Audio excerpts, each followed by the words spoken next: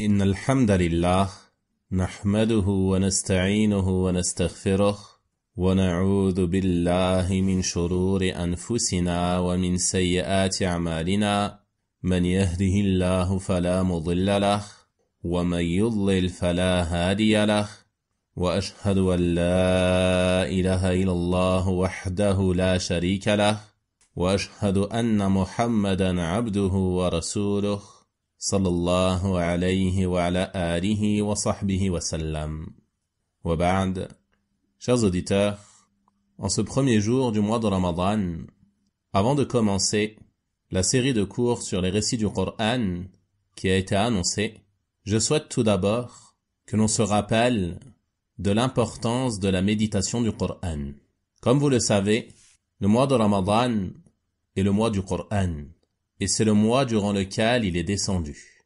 Allah subhanahu wa ta'ala a dit à ce sujet dans Surat al-Baqarah, au verset 185, « Shahru Ramadan, alladhi unzila fihi al-Qur'an » Le mois de Ramadan est celui au cours duquel le Coran a été descendu.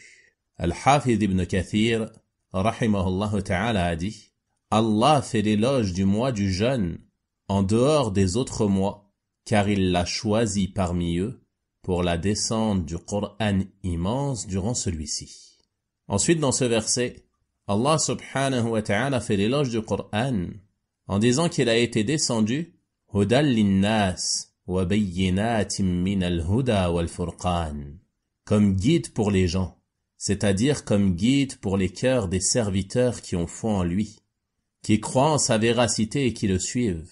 Il a donc été descendu comme guide pour les gens et preuve claire de la bonne direction et du discernement. C'est-à-dire qu'il contient des preuves et des arguments clairs et évidents permettant de distinguer entre la vérité et le faux, entre la bonne voie et l'égarement, entre le licite et l'illicite, mais ces preuves claires et ces arguments ne peuvent profiter qu'à ceux qui les comprennent et qui les méditent. En effet, celui qui ne médite pas et qui ne cherche pas à comprendre le Coran, il ne pourra pas tirer profit de cela. Et ceci nous montre l'importance de la méditation du Coran afin de pouvoir tirer profit de ce noble livre qui est un guide pour les gens. Et la méditation du Coran, elle consiste à chercher à comprendre ses sens, à réfléchir sur ce que tu lis parmi ces versets, à réfléchir sur ce que ces versets indiquent, et ce afin que ton cœur tire profit de cela, en faisant preuve de recueillement lors de ta lecture ou lors de ton écoute de ces exhortations, et en te soumettant à ses ordres, en les accomplissant, et à ses interdits en les délaissant. Et ceci fait partie de la loyauté envers le livre d'Allah subhanahu wa ta'ala qui incombe à chacun d'entre nous. En effet, le prophète sallallahu alayhi wa sallam a dit dans le hadith « Ad-dinun nasiha » la religion, et an-nasiha, la religion et la loyauté. Qulna liman ya Rasulallah. On a dit envers qui au messager d'Allah? Qala lillahi, wa li kitabihi, wa li rasulihi, wa li a'immatil muslimina wa ammatihim.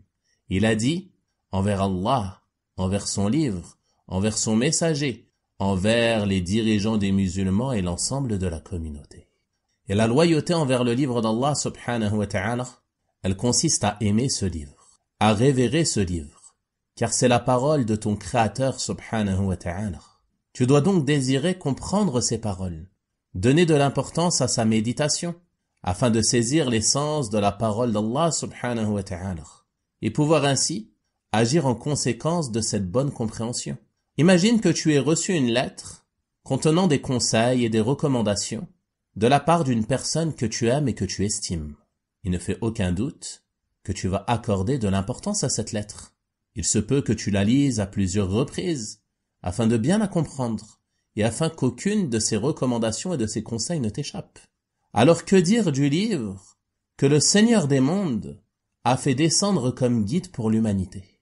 Comment peut-on s'en détourner et ne pas chercher à le lire et à le méditer? Malheureusement aujourd'hui, lorsqu'on lit le Coran, la préoccupation de beaucoup d'entre nous n'est bien souvent que de clôturer sa lecture, sans même chercher à en tirer profit. Lorsqu'on commence une sourate, on se concentre plus sur le temps que va nous prendre sa lecture et sur son nombre de pages que sur les leçons que l'on peut en tirer. Et il n'y a pas de doute que ceci fait partie des plus graves erreurs. Et le croyant doué de raison est celui qui cherche à tirer profit de la lecture du Coran. C'est celui qui se remet en question lors de sa lecture. Celui qui cherche à comprendre les ordres d'Allah subhanahu wa ta'ala afin de s'y soumettre et de les mettre en pratique. Celui qui cherche à comprendre les interdits d'Allah subhanahu wa ta'ala afin de pouvoir s'en écarter. Celui qui cherche à comprendre les exhortations que contient le Coran afin de pouvoir en tirer profit. C'est ainsi qu'agit le croyant doué de raison. Il prend garde à tout ce dont Allah subhanahu wa ta'ala a averti dans son noble livre. Il craint sa menace et son châtiment, et il a espoir en son pardon et sa récompense. Et celui qui agit ainsi lors de sa lecture, alors celle-ci lui sera des plus profitables, incha'Allah ta'ala. Et le Coran sera pour lui un intercesseur et un témoin en sa faveur, incha'Allah ta'ala. Comme le prophète sallallahu alayhi wa sallam a dit, le Coran est une preuve pour ou contre toi. C'est une preuve pour toi si tu le médites, si tu cherches à le comprendre et que tu te soumets à ses ordres et à ses interdits. Et ce sera une preuve contre toi si tu te détournes de cela.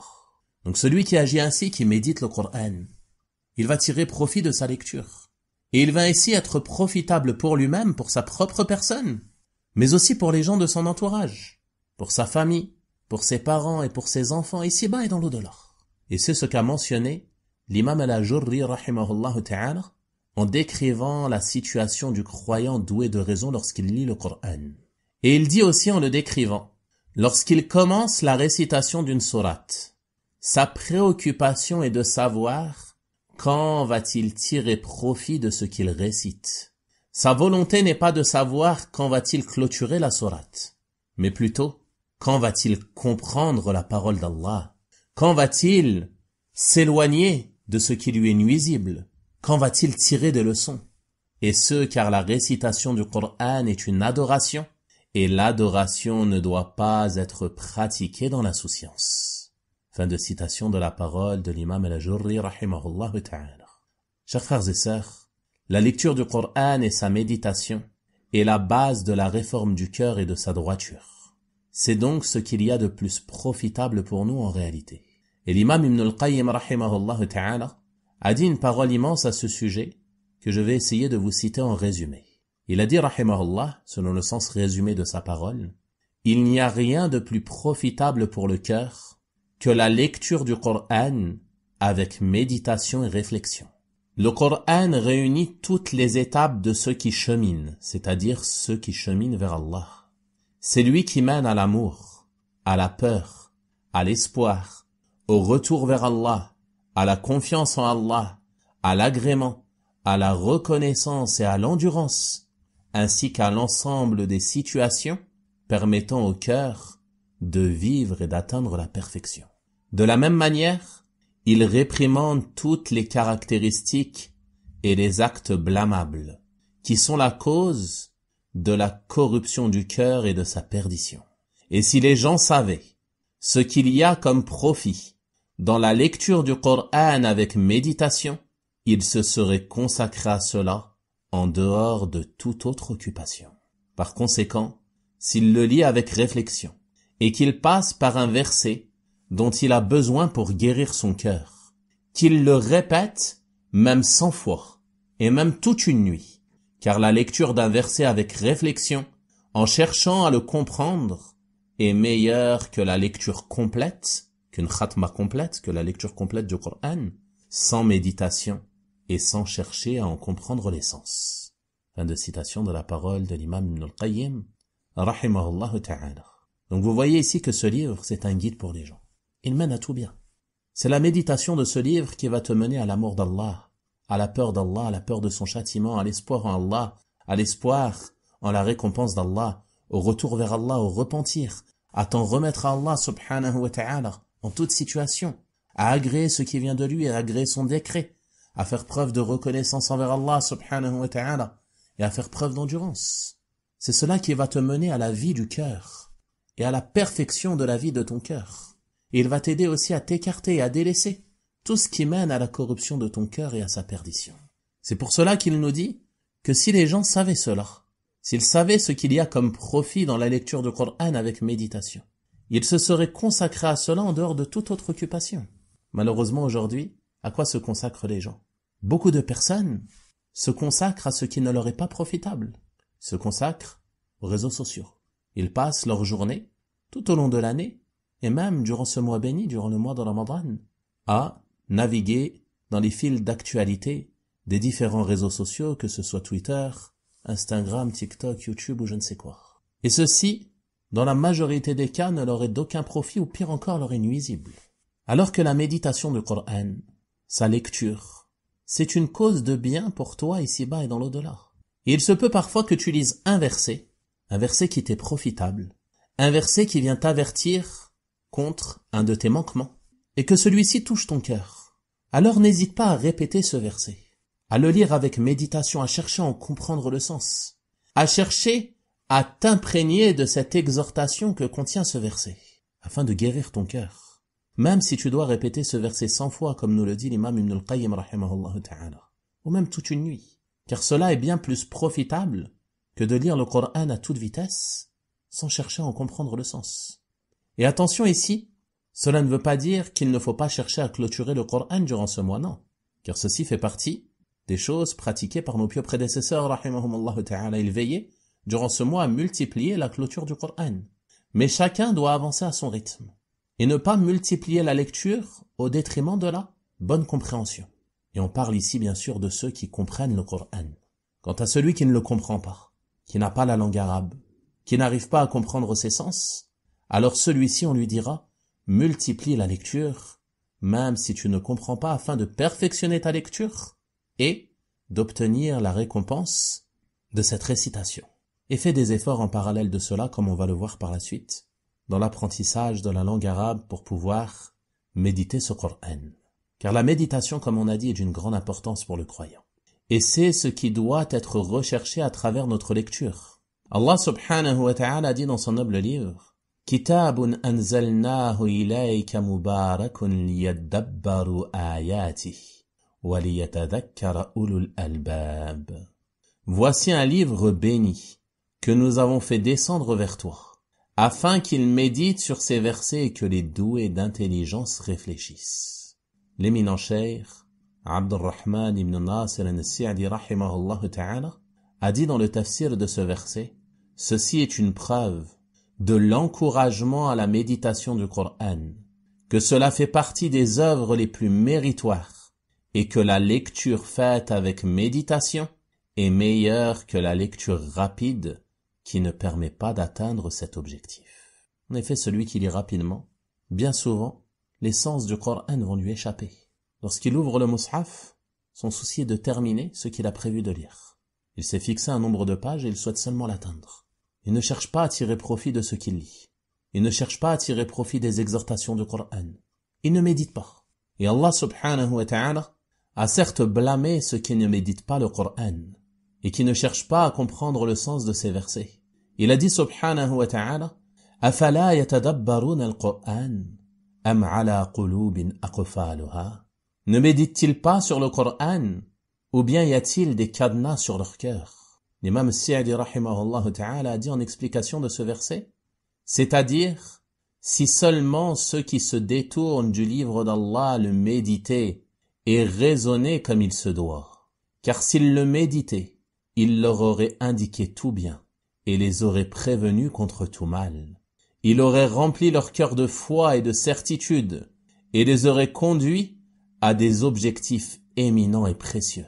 Il leur aurait montré la voie qui mène à Allah et à son paradis, ce qui permet de la compléter et ce qui la corrompt, et il leur aurait montré la voie menant au châtiment et comment s'en mettre à l'abri.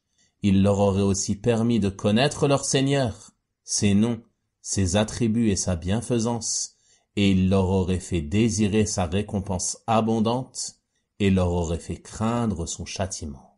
Ensuite il dit subhanahu wa ta'ala, Am ala qulubin aqfaluha, ou bien y a-t-il des cadenas sur leur cœur, c'est-à-dire ont-ils été scellés avec ce qu'ils contiennent comme mal, au point que le bien ne puisse plus y entrer. Et on demande à Allah subhanahu wa ta'ala de nous préserver d'une telle situation. Le Coran a donc été révélé pour qu'on le médite, pour qu'on en tire profit et pour qu'on le mette en pratique. Malgré cela, si on observe la situation de beaucoup de musulmans aujourd'hui, on verra qu'ils se sont détournés de la méditation et se sont contentés de sa lecture, de sa psalmodie et de sa mémorisation, au point que l'on puisse trouver des lecteurs qui mémorisent le Coran, qui ne comprennent rien à ce qu'ils lisent du Coran, alors que dire de leur mise en pratique? Il n'y a pas de doute que celui qui ne comprend pas ce qu'il lit et ce qu'il mémorise, il ne pourra pas mettre en pratique ce Coran. Comment pourrais-tu mettre en pratique une chose que tu ne comprends pas? Comment pourrais-tu œuvrer selon des ordres que tu n'as pas compris et que tu n'as pas médité? Comment pourrais-tu délaisser des choses dont tu n'as pas compris que tu as été averti contre celles-ci et qu'elles t'ont été interdites? Donc la clé de la compréhension de cette religion et de sa mise en pratique, c'est la méditation du livre d'Allah subhanahu wa ta'ala. Et celle-ci est indispensable. Mais malheureusement, elle a pour beaucoup aujourd'hui été négligée et délaissée. Et le délaissement de la méditation a des causes. Parmi les plus grandes causes, il y a le fait que beaucoup d'entre nous aujourd'hui sont plongés dans l'insouciance ou dans les distractions qui les éloignent de ce qui leur est profitable. Beaucoup d'entre nous également baignent à longueur de journée dans les péchés et dans les mauvaises actions qui viennent noircir leur cœur et les empêchent de tirer profit des enseignements du Coran. Et beaucoup d'entre nous également ignorent la langue arabe et ont délaissé son apprentissage. Wallahu al-musta'an. Et ces trois causes sont les trois causes principales du délaissement de la méditation du Coran, et nous verrons cela avec plus de détails lors de notre prochaine rencontre, incha'Allah ta'ala, et nous verrons aussi, si Allah nous le permet, les causes aidant à la méditation et ses bénéfices pour le serviteur. Le sujet étant d'une grande importance, j'ai préféré le diviser en plusieurs parties. On va donc s'arrêter là pour aujourd'hui et on verra la suite lors du prochain cours, incha'Allah ta'ala. Wa sallallahu wa sallama wa baraka ala nabiyyina Muhammad wa ala alihi wa sahabatihi ajma'in walhamdulillahi rabbil alamin wa barakallahu fikum.